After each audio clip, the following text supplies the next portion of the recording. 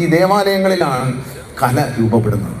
Cinema എന്നൊക്കെ പറയുന്ന ആധുനിക യുഗത്തിൻ്റെ കലയാണെങ്കിലും നൃത്തം, നാടകം ഇതെല്ലാം തുടങ്ങുന്നത് നൃത്തവും സംഗീതവും അതിനനുസരിച്ചുള്ള നൃത്തവും എല്ലാം തുടങ്ങുന്നത് ദേവാലയങ്ങളിൽ നിന്നാണ്. നമ്മുടെ സങ്കല്പം തന്നെ, താളത്തിൻ്റെ സങ്കല്പം തന്നെ ശിവൻ്റെ ഒരു നൃത്തമാണ്. ആ നൃത്തത്തിൽ ശിവൻ തുടയിൽ ഇങ്ങനെ അടിച്ചിട്ട് ദേഷ്യം വന്നിട്ടാണ് സംഗീതം തുടങ്ങുന്നത്. കോപത്താൽ അദ്ദേഹം വിളിച്ചുകൊണ്ട് തുടയിൽ ഇങ്ങനെ അടിച്ചു. അതാണ് ആദ്യ താളം എന്നാണ് പറയുന്നത്. അവിടെ നിന്നാണ് സംഗീതം തുടങ്ങുന്നതെന്നാണ് പറയുന്നത്. ആ സംഗീതം കാലാകാലം ഓരോ യുഗങ്ങളിലും ദൈവത്തിൻ്റെ വിശ്വാസങ്ങളിൽ ദൈവത്തെ പ്രകീർത്തിച്ച് പാടിക്കൊണ്ടാണ്, ഞാൻ പറഞ്ഞ സോളമൻ രാജാവും ഡേവിഡ് രാജാവും ഒക്കെ ദൈവത്തെ പുകഴ്ത്തി പാടിക്കൊണ്ടാണ്. അപ്പോൾ ഈ ഒരു സംഗീത വിരുന്ന് എന്ന് പറയുന്നത് ദൈവമാതാവിൻ്റെ ഈ ഉത്സവ ദിവസത്തിൽ ശരിക്കും പറഞ്ഞാൽ വളരെ ഒരു സന്തോഷം ഉണ്ടാക്കുന്ന കാര്യമാണ്.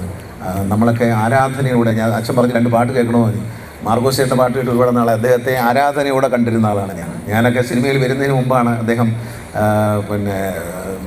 മമ്മൂട്ടിയുടെ ഒരു പാട്ടുണ്ട്, ആ പാട്ട് പാടി. അപ്പം അച്ഛൻ 2 വരി പാടണമെന്ന് എനിക്ക് പാടാൻ അറിഞ്ഞൂടാ. എന്നാലും മാർഗോസ് ചേട്ടൻ പാടിയ പാട്ട് നമുക്ക് മറക്കാനൊക്കെ ഒന്നല്ല. അത് പൂമാനമേ ഒരു രാഗമേഘം അഴകായി ഒഴുകാമഴനായി ഉയരാമഴലിയലും പൂമാനമേ ഒരു രാഗമേഘം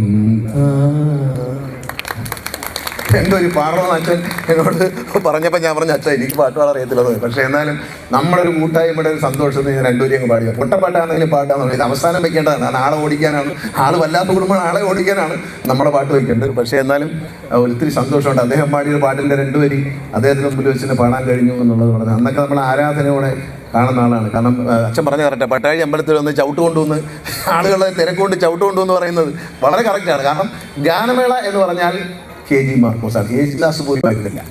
യേശുദാസിൻ്റെ ഗാനമേള എന്ന് ആർക്കും കേൾക്കാം. കാരണം ഒരുപാട് അന്നത്തെ കാലത്ത് യേശുദാസിൻ്റെ ഗാനമേള വെക്കണമെങ്കിൽ 2 ലക്ഷം രൂപ കൊടുക്കണം. അന്ന് 2 ലക്ഷം രൂപ എന്ന് പറഞ്ഞാൽ നമ്മൾ ഒരു വടയ്ക്ക് 50 പൈസ ഇല്ലാത്ത കാലമാണ്. അപ്പോൾ 2 ലക്ഷം രൂപയൊക്കെ കൊടുത്ത് അദ്ദേഹത്തെ കൊണ്ടുവരാൻ നടക്കുന്നവരില്ല. പക്ഷേ അന്നത്തെ കാലത്ത് 2 ഗാനമേളാണ്. എൻ്റെ കുട്ടിക്കാലത്ത് ഞങ്ങളുണ്ട് ഇടവ ബഷീറിൻ്റെ ഗാനമേള. ഇടവ ബഷീറിൻ്റെ ഗാനമേള ഇതുപോലെ ഭയങ്കര ഗാനമേള എന്ന് കഴിഞ്ഞാൽ അന്ന് ആ ഒരു കാലം കഴിഞ്ഞാൽ KG മാർക്കോസാണ് ഗാനമേള എന്ന് പറയുന്നത്.